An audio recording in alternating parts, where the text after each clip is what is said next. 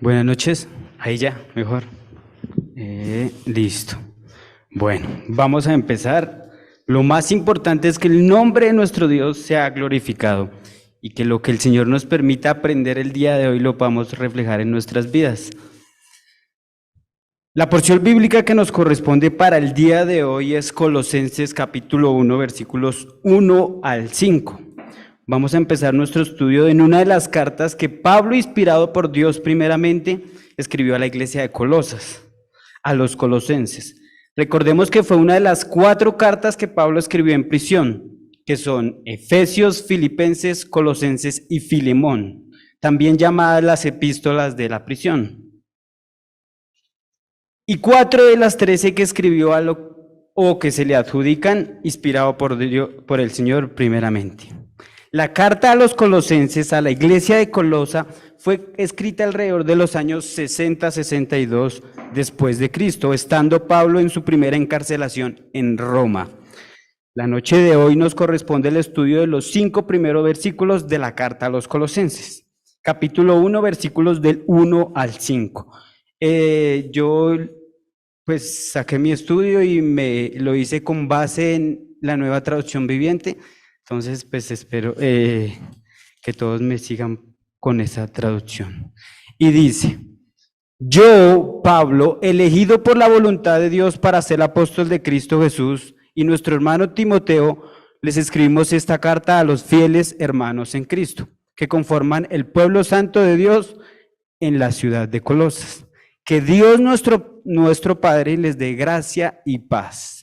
Siempre oramos por ustedes y le damos gracias a Dios, el Padre de nuestro Señor Jesucristo, porque hemos oído de su fe en Cristo Jesús y del amor que tienen por todo el pueblo de Dios. Ambas cosas provienen de la firme esperanza puesta en lo que Dios les ha reservado en el cielo. Ustedes han tenido esa esperanza desde la primera vez que escucharon la verdad de la buena noticia.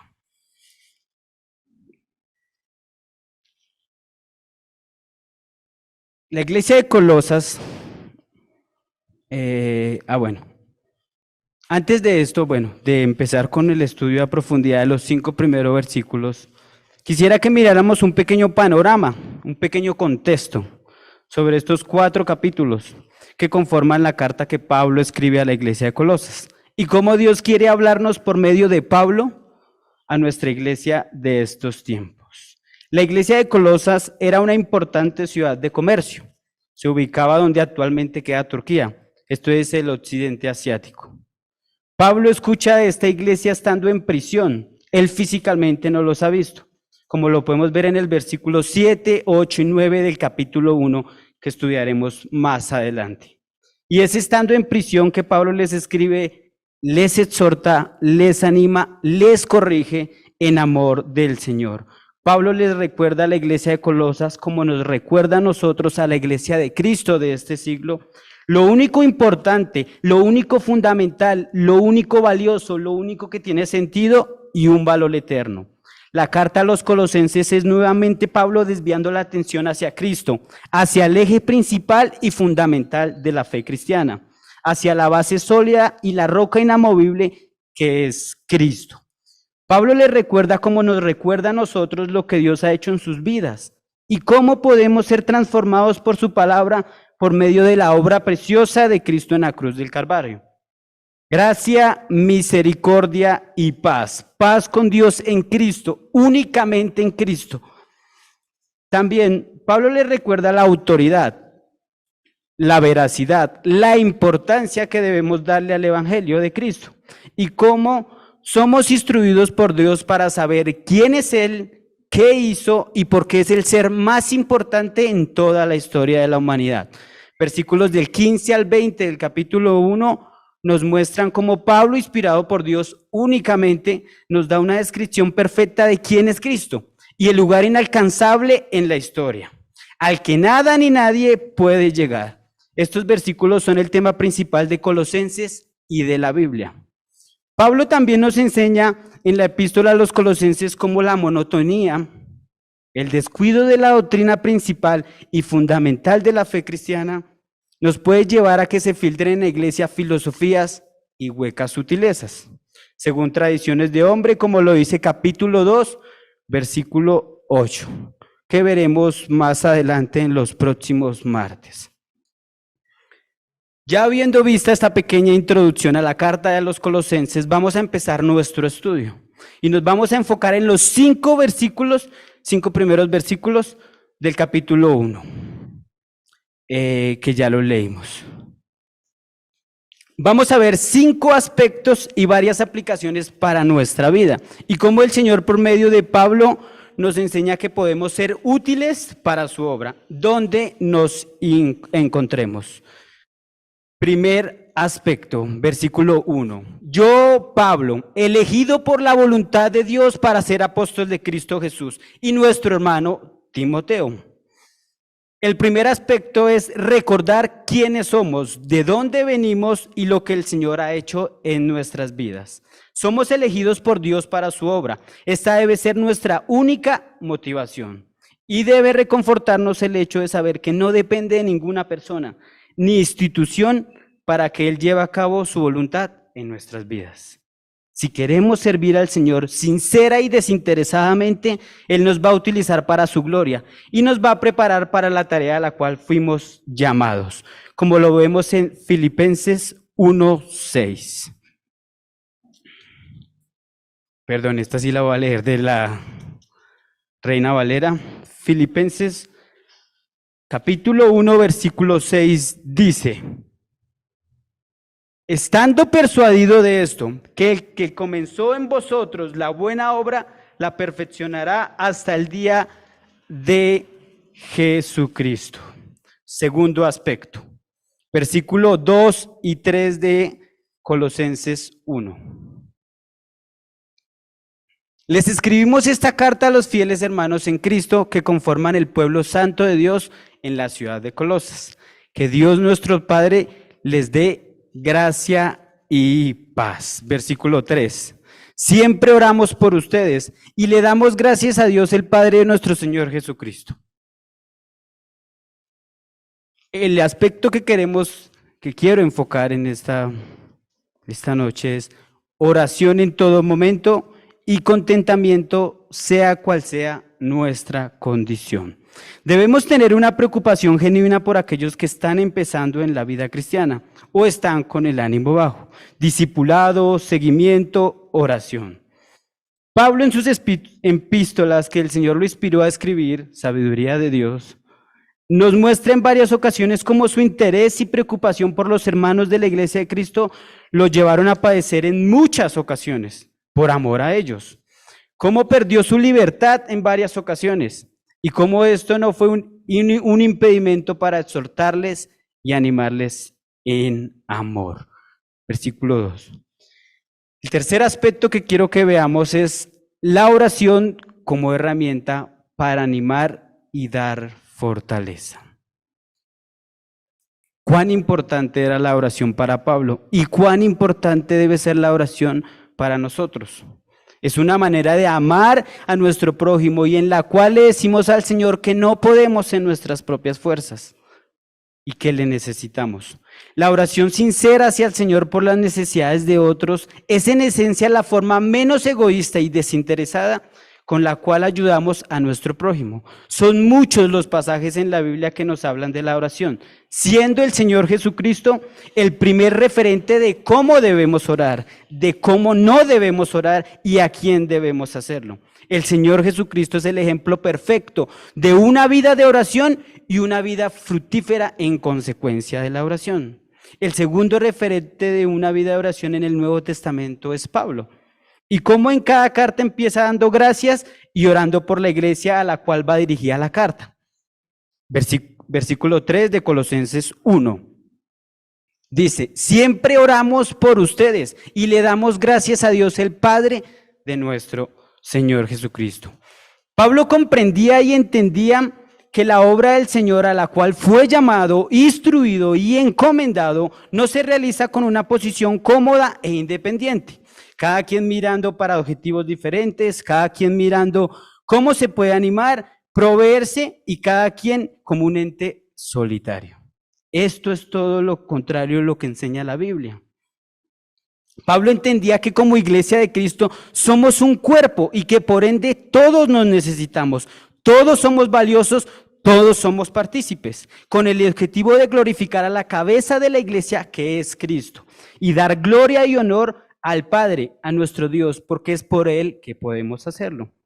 Quisiera que miráramos un versículo de muchos que hay al respecto sobre la oración y cómo esta es un arma valiosa e importante en la vida del creyente. Y Pablo así nos lo muestra en cada epístola que Dios inspiró a que escribiera. Quiero que me acompañen a Santiago 5:16. Esto también es en la Reina Valera, que la vamos a leer. Santiago capítulo 5, versículo 16 dice: confesaos vuestras ofensas unos a otros y orad unos por otros, para que seáis sanados. La oración eficaz del justo puede mucho. La pregunta a las preguntas importantes que nos debemos hacer como congregación, como la iglesia de Cristo, como hermanos que velan unos por otros, oramos por nuestros hermanos de la congregación.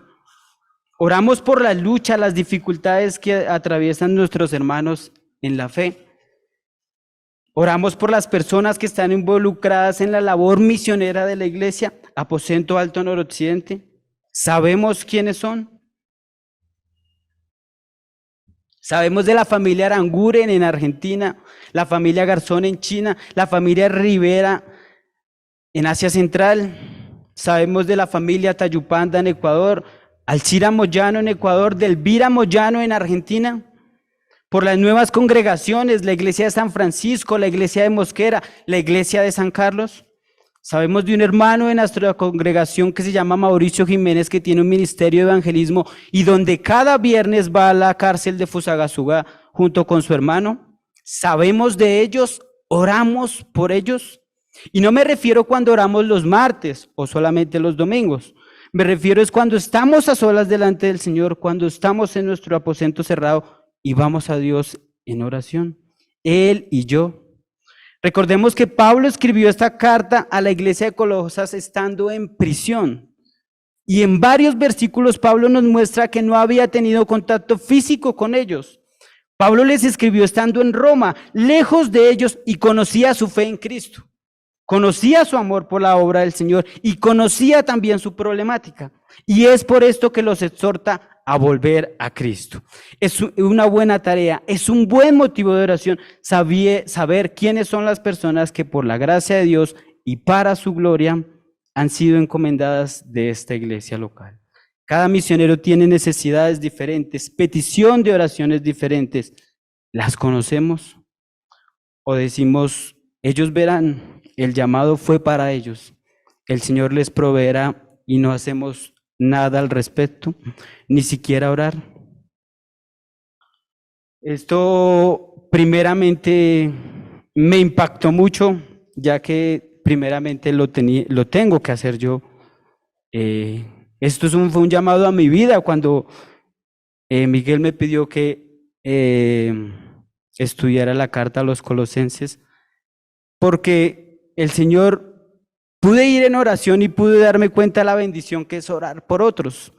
Pablo nos enseña en cada epístola que Dios inspiró a escribir que la oración que hacían por él le ayudaba, motivaba y le restauraba en su labor misionera. Y cómo la oración hace la diferencia y es una bendición en tiempos de dificultad. Vemos estas oraciones en varios pasajes bíblicos. Quisiera pedirle a Carlitos si por favor lee Romanos 15:30. Lo más duro que se pueda. Pero os ruego, hermanos, por nuestro Señor Jesucristo y por el amor del Espíritu, que me ayudéis orando por mí a Dios.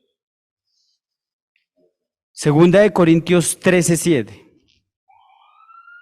Y oramos a Dios que ninguna cosa mala hagáis, no para que nosotros aparezcamos aprobados, sino para que vosotros hagáis lo bueno, aunque nosotros seamos como reprobados. Efesios 6:18 al 19. Orando en todo tiempo, con toda oración y súplica, en el Espíritu, y velando en ello con toda perseverancia y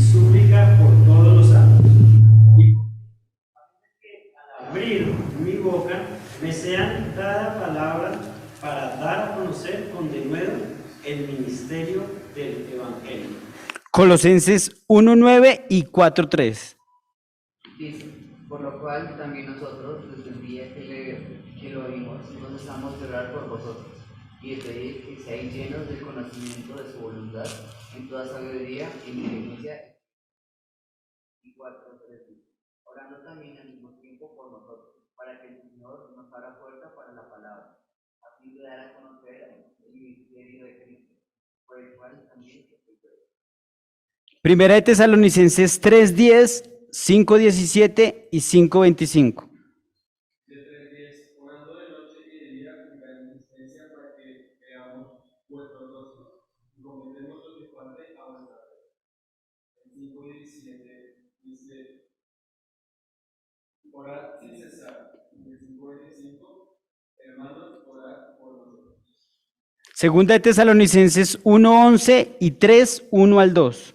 Segunda Tesalonicenses 1:11, por lo cual asimismo oramos siempre por vosotros, para que nuestro Dios os tenga por dignos de su llamamiento y cumpla todo propósito de bondad y toda obra de fe con su amor.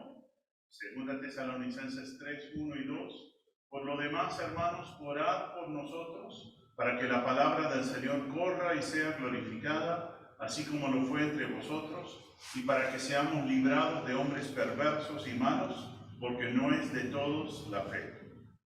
Primera de Timoteo 2:8.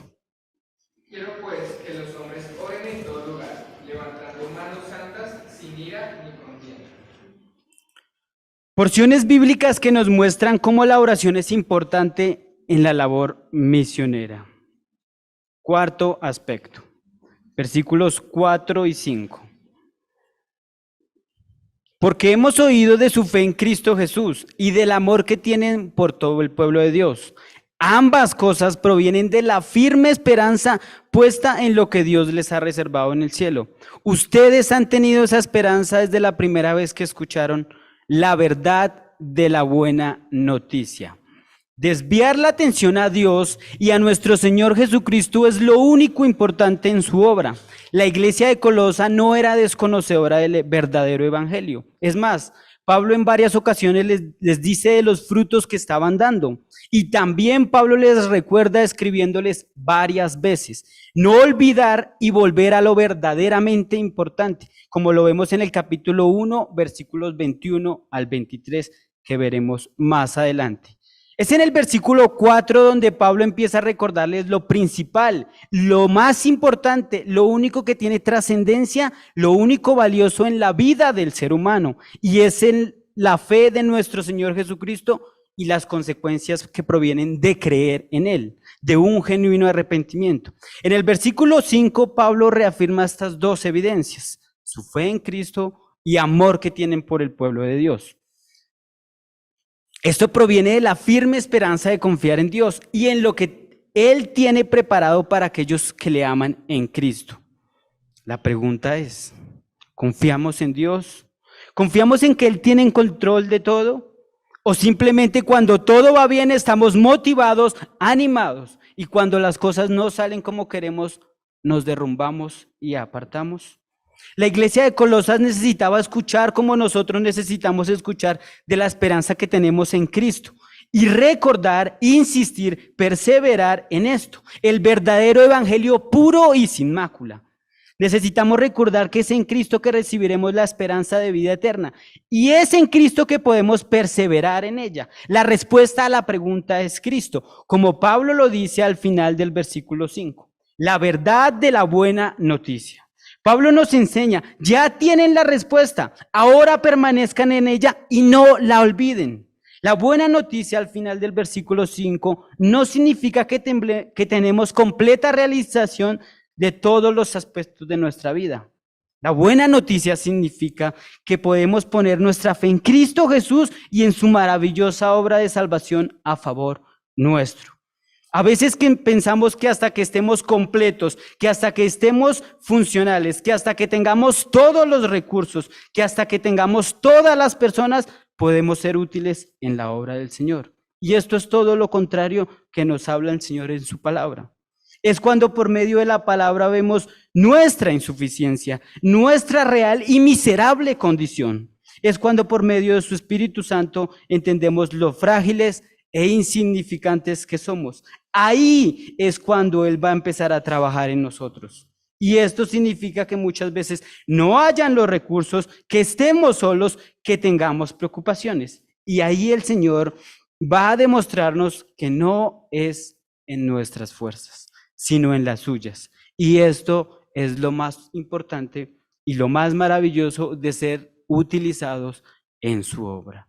Pablo no le escribía a una iglesia perfecta. La iglesia de Colosas tenía muchas imperfecciones como la nuestra.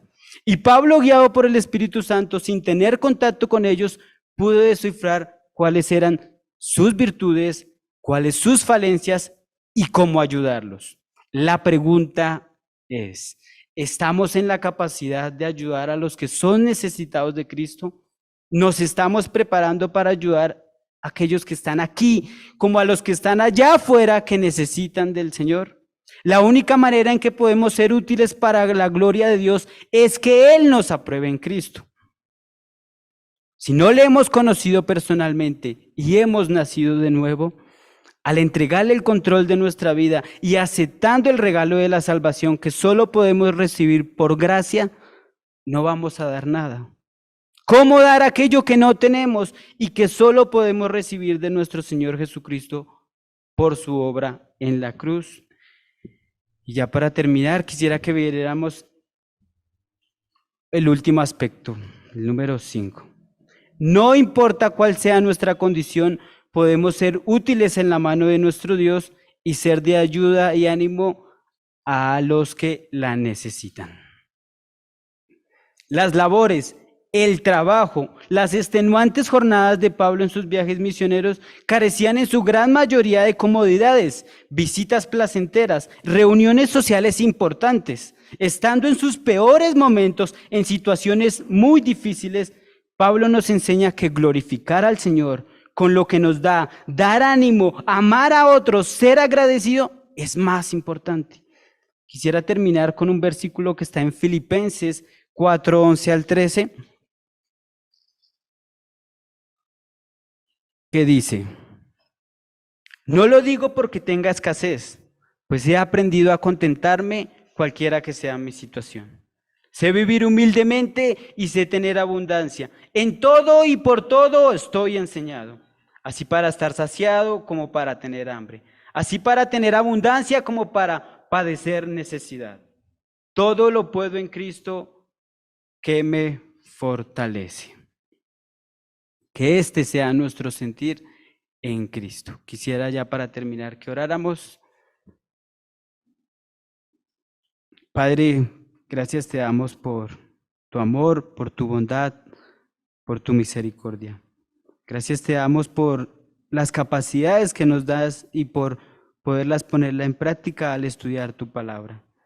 Te pedimos, Señor, que podamos ser útiles en tu obra y para tu gloria. Y que nunca olvidemos que es por tu gracia, por tu amor, que podemos ser útiles.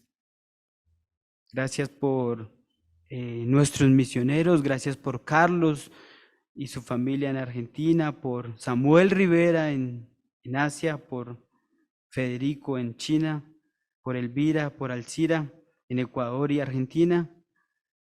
Te queremos pedir, Dios, que nos ayudes a demostrar lo que hemos aprendido en tu palabra y a glorificarte con lo que entendemos por medio de ella. Oramos en el nombre de tu Hijo amado, nuestro Señor Jesucristo. Amén. Muchas gracias.